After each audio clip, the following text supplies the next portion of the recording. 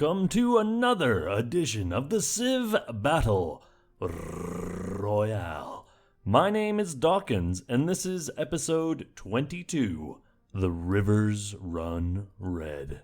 Some will achieve greatness, while others will shatter our dreams once more. It's time for another episode of Seabricks with fun galore. Starting on turn 336, let's get right into this.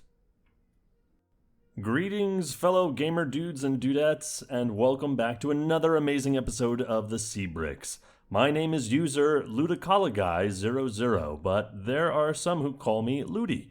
Most people know me as that balloon guy from 3 to 4 years ago, but nowadays I mostly lurk while sometimes submitting power rankings on time. But that's enough about me. Let's move on to some OC. Some have noticed by sifting through the Seabricks info sheet that Uruguay has been researching atomic theory. The poor Amazon rainforest can't seem to catch a break. Even in the digital world, it will end up being burned down by fire. Nuclear fire, that is. Credit to user Chicago_ball for the image. Nice work. This week's map is provided by user Varia again and includes some hand-drawn borders. You should definitely give it a closer look if you've got some spare time, since we'll see some major border changes in some regions this part.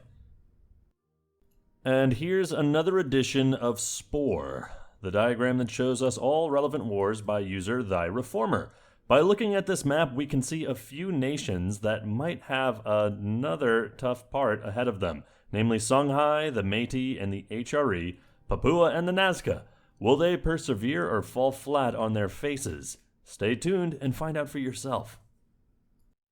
By taking a sneak peek at the power rankings chart, I've come to the conclusion that Uruguay will come out at the top once more for the 13th part in a row. Ooh, bad luck.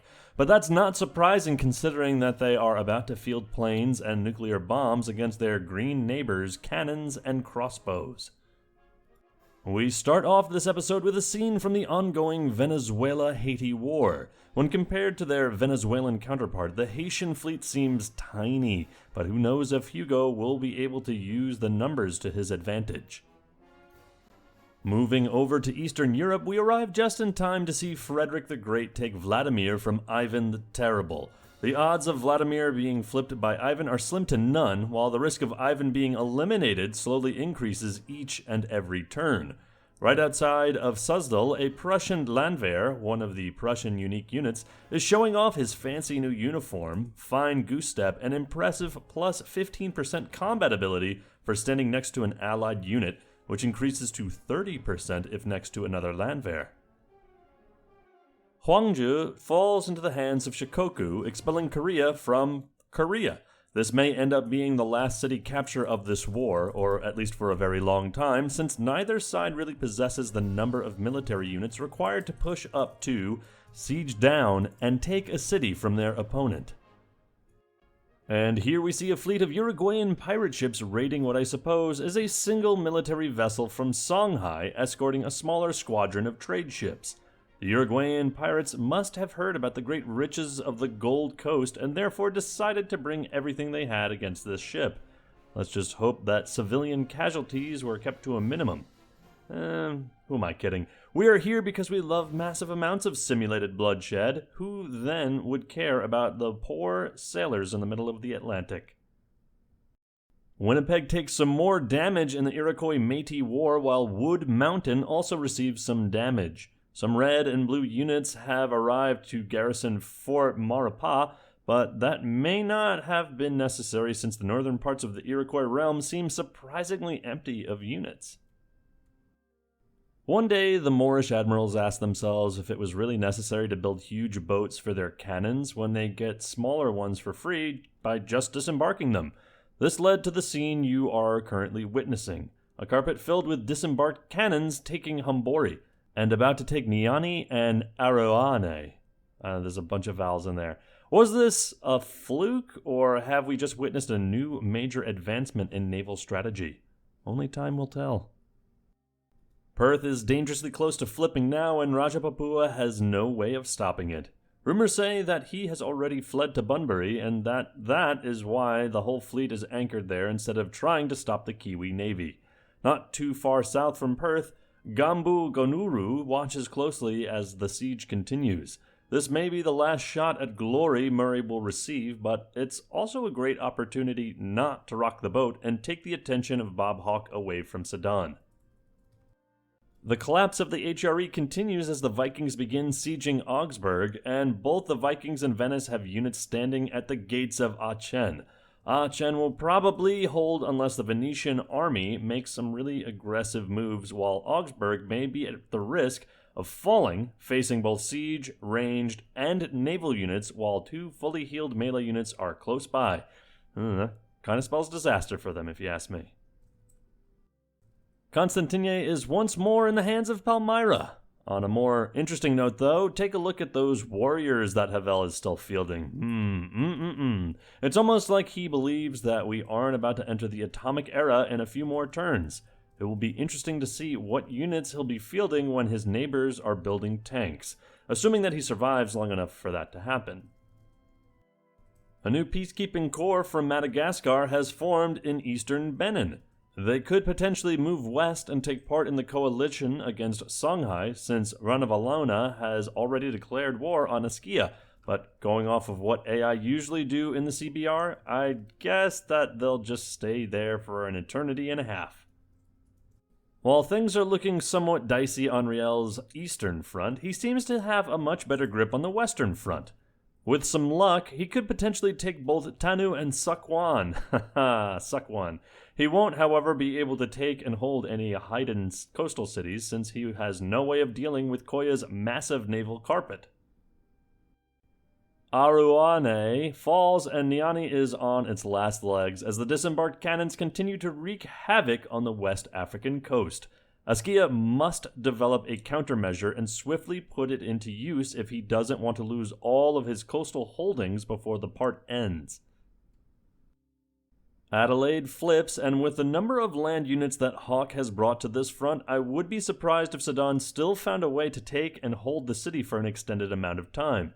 It might be a good idea for the Kiwi fleet to retreat, regroup, and rethink their plan of attack before every ship is spent on flipping a single one-pop city.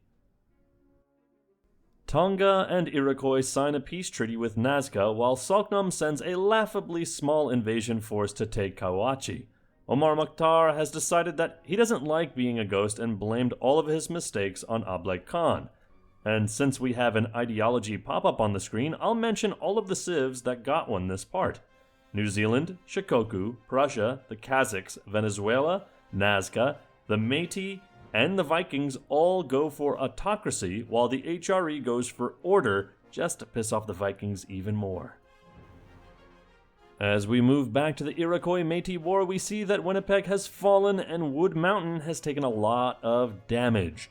Riel has mostly ranged units in the area, so recapturing these cities may be a bit harder to do than you'd expect.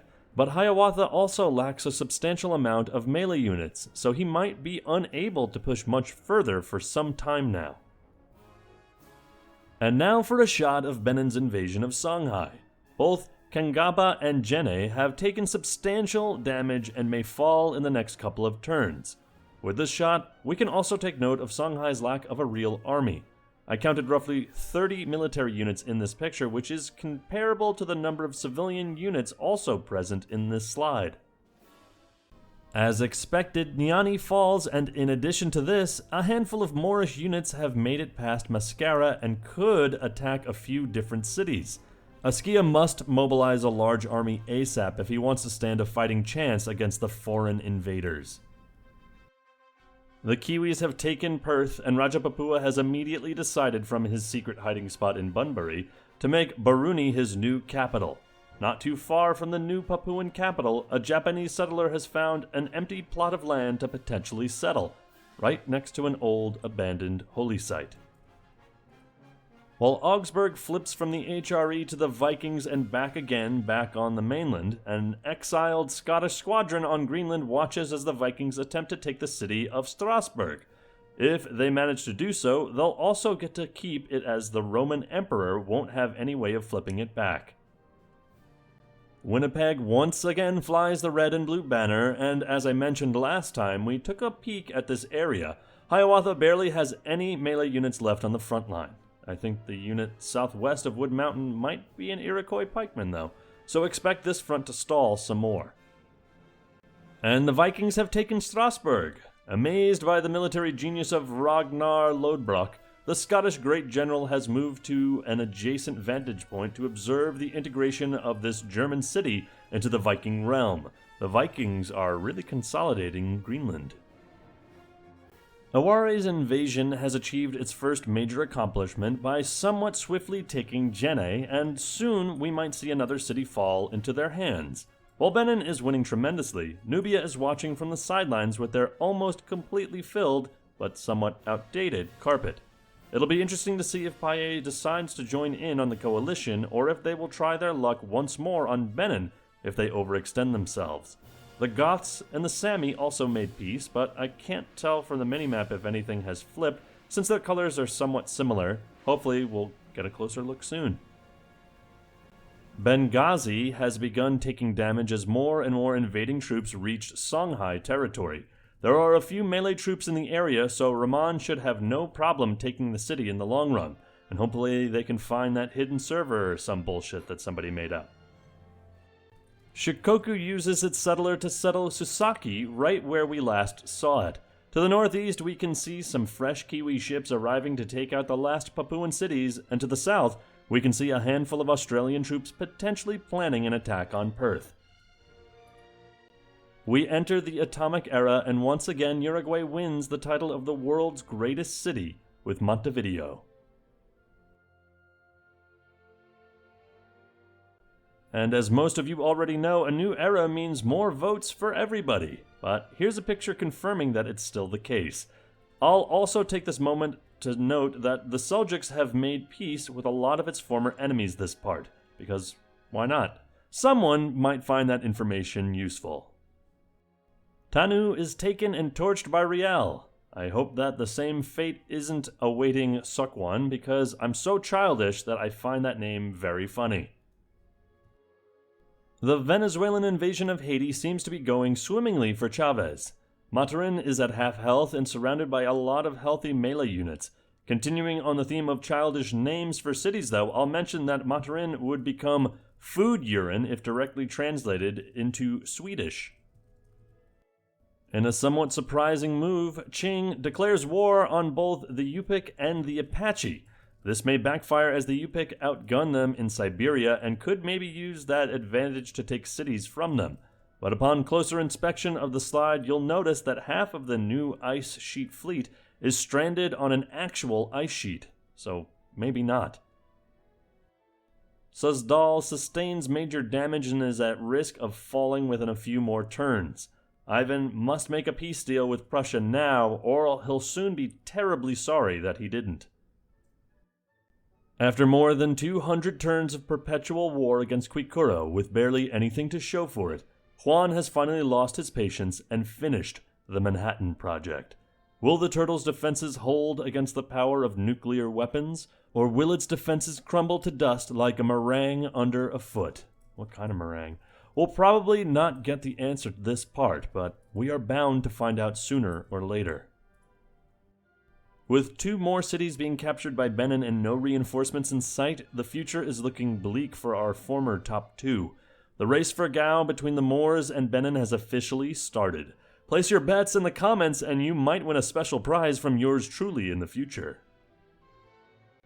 Apache and Nazca decide to team up against Yupik while Riel noticed an Iroquois unit next to Duck Lake and decided to throw the game by starting a war with the rest of his neighbors. Fish Creek, Cut Knife, Battleford, Duck Lake, and Fishing Lake are all lightly defended and could swiftly fall if Geronimo goes all in on the offensive. This could also end the stalemate to the east as long as Hiawatha decides to bring some more melee units there. And here we see the Yupik front. The new ice sheet fleet is not as stranded here when compared to the parts in Siberia, so they could potentially do some major damage to Riel's northernmost cities. If anyone knows why Riel did this, please fill me in. I'm completely clueless. I guess Blue Cassette also finds the name Suck One funny. I have no idea why they would add a barely different scene featuring it otherwise. On one side of the world, one bloody conflict ends, while on the opposite side, another begins. Tongu, having just recently taken out the Sulu, has decided that it may be a good idea to attack New Zealand. And right off the bat, things are looking great for them, with Perora immediately dropping to half health, and with no Kiwi ships defending it, nor Wangarb and Napier. Also featured in this slide, Chichen Itza. And some more African cities have begun taking damage, and Askia seems to be making preparations for a last stand around Gao by consolidating his troops there. Blida falls to the cannon horde, and the siege of Tagdemt has begun. This part of Songhai seems especially empty. Maybe Askia likes ramen more than Iwari and is, therefore, allowing him to take his cities before Benin reaches them. That would explain why the disembarked cannons have been working so well. As I've already somewhat pointed out, the war between the HRE and the Vikings has ended, with Ragnar holding Regensburg, Augsburg, and in true Viking fashion, he has also decided to loot them until there's nothing left. Venice is slowly closing in on the two German cities, while the Moors' cannon horde are looking intensely at Murano. Northern Scandinavia is looking awfully empty, with only a small fleet and a token garrison on each side defending the cities. Have the Norsemen and Sami solved any and all tensions with discussion while eating Yadni's cookies and drinking Viking mead? That almost sounds like a Swedish fika, so I'd say it's possible. It seems to me like no cities were exchanged in the peace deal between Yadni and Alaric. The Gothic army probably went south as soon as the peace deal was made to deal with the Golden Horde instead. But where's the Sami army hiding? Australia and New Zealand have made peace, with Perth finally returning to Australian hands. It seems to me like Sidon's strategy to defend against Tongu includes leaving his own cities in the north while opening up a new front against them by wiping out Papua on the way. Why else would all these ships still be going in this direction? And Adelaide also stayed Strayan after the peace deal. Say what you will about another green and gold Australia once more having almost all of Australia for itself once again, but I've actually enjoyed seeing them have to struggle a bit to finally achieve this. And I hate it. I want New Zealand to defeat them, or Tongu, whoever can get rid of the green fast enough. Winnipeg has ceased to exist, and soon we might see Real and Hiawatha trade cities with each other, since both Wood Mountain and Tueno are in the red. Fortunately, Suck One wasn't put to the torch, but unfortunately for Métis fans, their advancements here should end now, since there is no way that Haida will permanently lose their cities on the west coast to somebody with no navy in the Pacific Ocean. The city of Matarin now belongs to Venezuela, and Cap-Haitien has taken a sliver of damage, but Chavez needs to be careful. A handful of Haitian units have managed to take Caracas down to half health. Will this be the time when Louverture actually manages to capture the city? Wood Mountain is captured by a worker, of all things, and the Métis have pulled back from Tuenho. Other than that, not much has changed since our last scene here. It's kind of impressive how fast Songhai has come tumbling down. Soon it may be yet another capital-less rump state of the world with no hopes of ever achieving greatness again. This just goes to show you how swiftly the tables can turn in a CBR. The top dogs of yesterday may all end up as the rump states of tomorrow. Sidon's ships have finally arrived to stop Tongu's invasion of the northern Mariana Islands. Their top priority is the city of Miede, where that has already been occupied, but they are also trying to stop the enemy from taking Peorora and Wangari, both of which are currently at half health. One of the world's first planes is currently stationed in Seku. We hope that's a plane. Uruguayan test flights have shown that this flying machine is very capable of taking down enemies if they are stationed in an open field. Too bad for them that almost all of Quicuro's units are hiding behind the last remaining treetops of the Amazon rainforest. Luckily, Uruguay isn't the only nation with access to these metal birds. Maratha has 3 of them stationed on the small island of Purandar, a few tiles off of the coast of mainland India. Suzdal is immediately razed by the Prussian invaders, who now only have to go for Moscow to eliminate Muscovy, but that will not be a simple task. Moscow is surrounded by a lot of Muscovite units, and as we know through our own history, taking Moscow will never be easy, especially not during this time of year. Seago has dropped to half health just in time for the Uruguayan pirates' arrival. If Rahman isn't careful, we could potentially see a snipe from the current number 1, which later on could be used to stage an invasion against the rest of Africa. The Kiwis have recaptured Miede, but in the meantime, Peorora has fallen to the Tongu. It seems to me like the current situation favors Pyongyang over Sidon. Sure, Sidon might have a few more ships in the area, but they are a bit outdated, especially when compared with Tongu's powerful ship at the western edge of the scene. The Venetian advance on Liberec and Aachen slowly carries on, with Augsburg and Regensburg continuing to burn. To the east, we can see a few units approaching Brno, but that attack will hardly go anywhere. The Venetian core also looks worryingly empty, so maybe the Doge should prioritize creating a favorable peace deal over fighting more in this costly war. Speaking of peace deals, it seems like Frederick knows better than to go after Moscow, opting for a peace deal instead. This will ensure that Ivan gets to live on for a few more turns. Wangari is taken by Tongu, and it looks like Napier and Miede should follow soon. The reinforcements sent by Sidon are being sunk one by one, and if more aren't dispatched to the area immediately, I'd expect all cities in the area to turn brown during this war.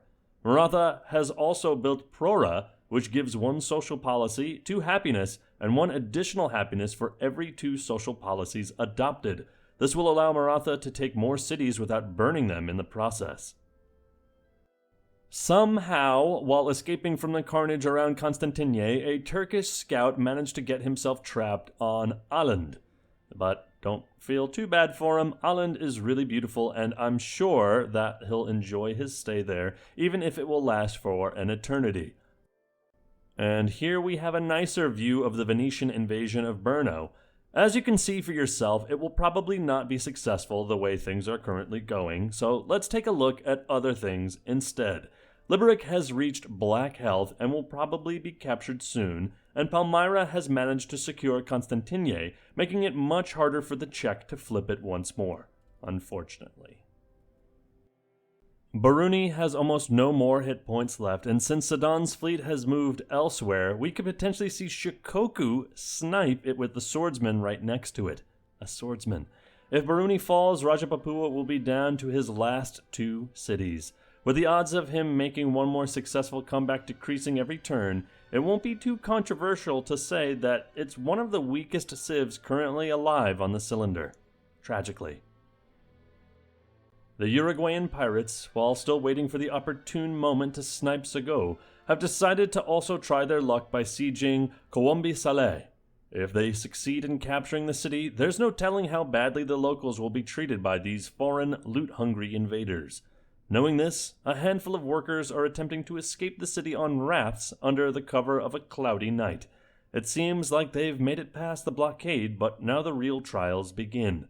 Will they be able to survive Mother Nature while at sea for several years in a row, or will their rafts be hit by a stray cannonball and sink, leaving no survivors?